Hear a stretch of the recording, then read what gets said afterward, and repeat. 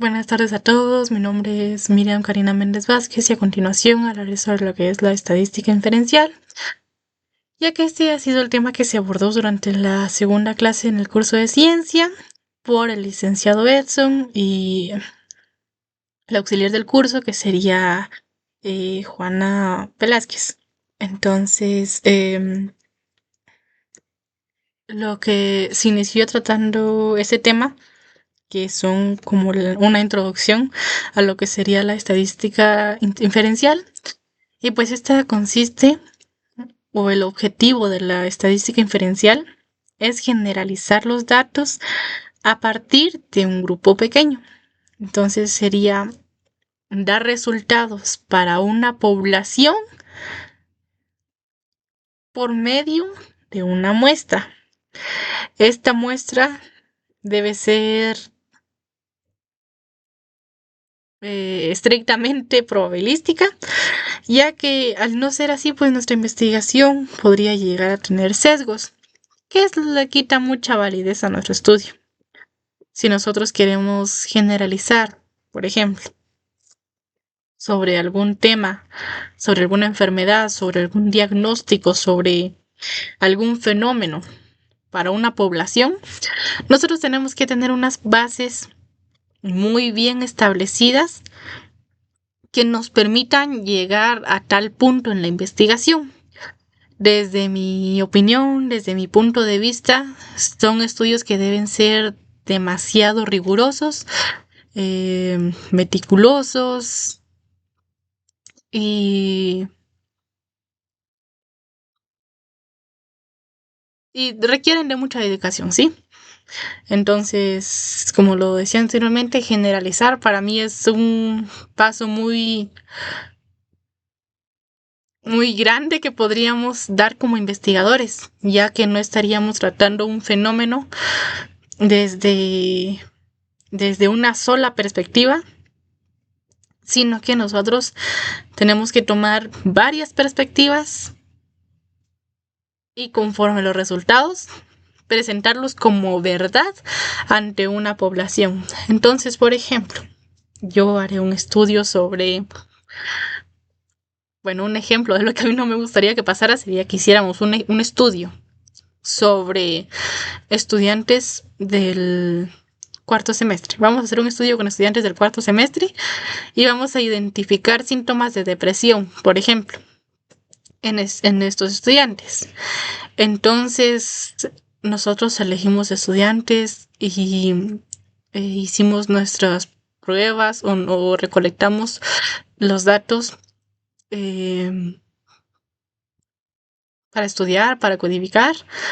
Y al momento de nosotros analizar esos datos, elegimos mal nuestra muestra, ¿sí? Entonces elegimos mal a los estudiantes que iban a ser parte de nuestro estudio. Por decirlo de algún modo, todos o algunos se sentían tristes y nosotros escogimos mal. Entonces nosotros haríamos un test y tanta cosa y nosotros generalizaríamos esos datos y nuestra conclusión sería que los estudiantes del cuarto semestre tienen depresión.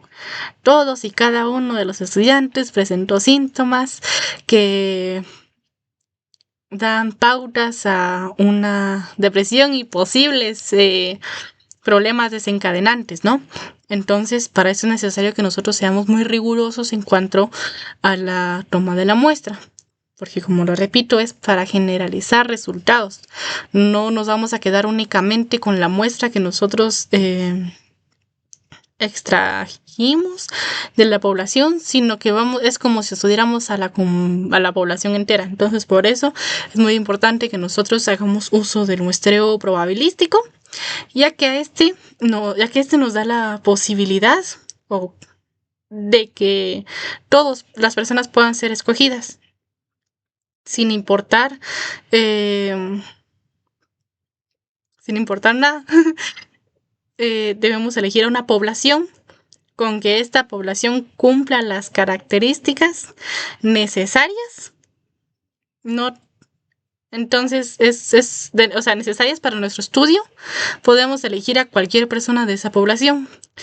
Si al nosotros elegir a las personas desde nuestra opinión como investigadores, que porque él me cae bien, que porque ella me cae mal, entonces eso representaría un gran sesgo para nuestra investigación.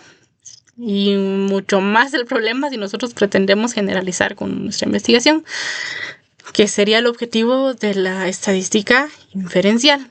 Entonces, para nosotros hacer estadística inferencial, debemos partir de una hipótesis.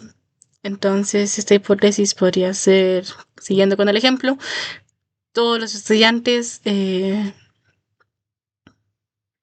cuarto semestre tienen depresión. Entonces, nosotros por medio de análisis numérico, porque recordemos que estamos en el enfoque cuantitativo y es la esencia de este enfoque, son los números, son las cantidades, son las operaciones numéricas que nosotros podemos hacer con nuestros datos recolectados, ¿sí? Entonces estas hipótesis nosotros las vamos a probar, a comprobar por medio de algún análisis numérico que podría ser chi cuadrado, por ejemplo, o alguna otra técnica que nos resulte eficiente para lo que nosotros queremos investigar. Bueno, aquí hacía mención el licenciado de que toda la muestra debe ser escogida de forma aleatoria, ya que si alguien no cumple con nuestro con nuestros requisitos para ser elegido, por ejemplo, no podemos decir que un 100% de las personas que nosotros estamos estudiando comparten esa idea, por ejemplo. Entonces es muy necesario y muy importante que se haga esto así. Ya había dicho que se hace por medio de hipótesis, pero no expliqué lo que era una hipótesis. Entonces, una hipótesis, haciendo uso de las palabras del licenciado, es una explicación tentativa sobre algún fenómeno o sobre algún problema, sobre alguna variable. Bueno, está mal clasificarlo como problema. Vamos a decir que es una explicación tentativa que nosotros hacemos sobre algún fenómeno o sobre alguna variable que nosotros queramos estudiar. Recordemos que esto se hace al inicio de nuestra investigación, o sea, al inicio, antes de nosotros recolectar los datos, y después de haber recolectado, nosotros vamos a comprobar si esta se cumple o no se cumple.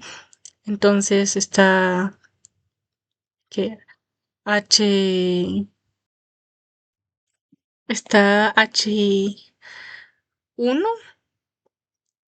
si no se mal es H1. H sub 1 es. Entonces está H sub 1 y esta nos indica, o sea, aquí nosotros vamos a decir que es verdad nuestra hipótesis, ¿sí? Siempre tenemos que tener dos hipótesis porque solo existe la probabilidad de que se cumpla o que no se cumpla, no existen más formas, entonces nosotros debemos responder a alguna de las dos. Entonces siempre que se hace un estudio se deben formular estas dos hipótesis, que sería H sub 1 y H sub 0. H sub 1 sería todos los estudiantes, por poner un ejemplo, todos los estudiantes del cuarto semestre de psicología tienen bajos punteos en el curso de ciencia, por ejemplo. Entonces, esa sería nuestra H sub 1, donde nosotros decimos que es verdad un fenómeno o una variable determinada. Luego estaría H sub 0 y con H sub 0 nosotros damos o nosotros categorizamos como falso nuestra variable H sub 1. Entonces H sub 1 y H sub 0 se deriva de H sub 1. Entonces sería, por ejemplo, los estudiantes del cuarto semestre de psicología no tienen bajos punteos en el curso de ciencia. No recuerdo cómo formulé H sub 1, pero sería algo así. ¿Verdad? H sub 1, mentira, H sub 2 o H sub 0. Entonces, eso serían. Bueno, el licenciado también nos explicaba un poquito lo que eran los estudios experimentales y no experimentales. En los estudios experimentales, nosotros vamos a manipular nuestra variable y va a ser un estudio tipo causa-efecto. En este tipo de estudios, nosotros buscamos, como dice su nombre, relacionar una causa o con un efecto, ¿sí? Entonces, en este caso, pues nosotros vamos a tener un grupo control en el que nosotros, bueno, en el grupo control, nosotros no vamos a manipular una variable en como tal, ¿sí? Sino que lo haríamos con el grupo experimental, ¿sí? Si por ejemplo queremos hacer un experimento sobre ¿qué? Y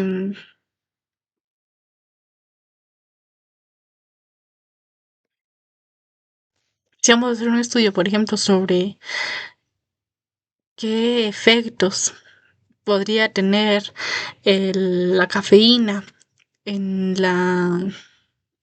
en la ansiedad, por ejemplo, entonces nosotros al grupo experimental, nosotros los someteríamos, por así decirlo, eh, a un estado en el que estas personas van a consumir cierta cantidad de cafeína y nosotros vamos a medir sus niveles de ansiedad, por ejemplo.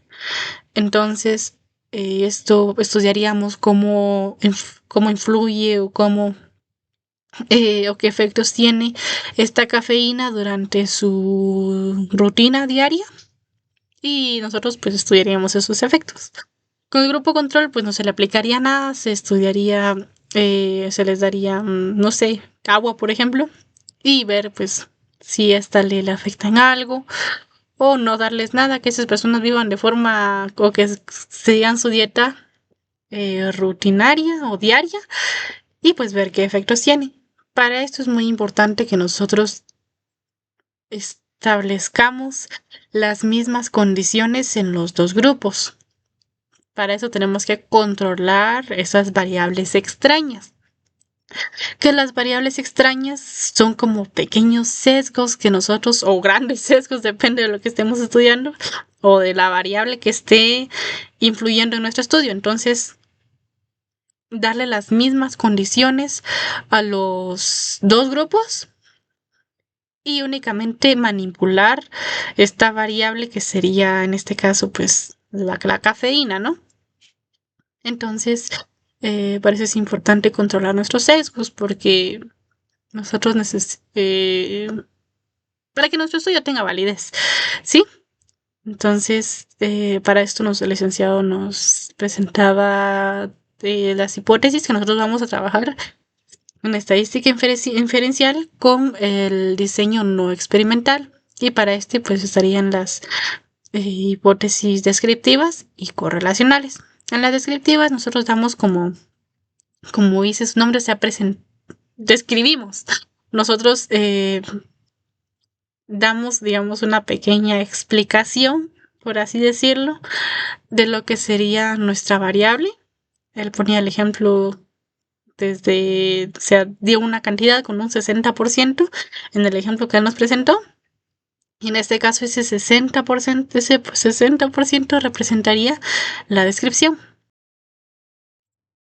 El ejemplo que él dio dice, los elogios del docente dados en clase superan el 60% de frecuencia durante los periodos dobles semanales. Entonces ese 60% representaría la descripción de la hipótesis. La correlacional dice, los elogios del docente dados en clase inciden significativamente atención plena en estudiantes de psicología del tercer semestre. Entonces, en este caso, esa correlación la establece el verbo incidir. Entonces, con lo correlacional se busca relación causa-efecto, ¿sí? Entonces, como les decía el licenciado, son pequeños detalles que marcan una gran diferencia y les da enfoque a lo que nosotros vamos a estudiar. Entonces, esto sería todo por hoy. Muchas gracias por su atención y espero se haya entendido un poquito.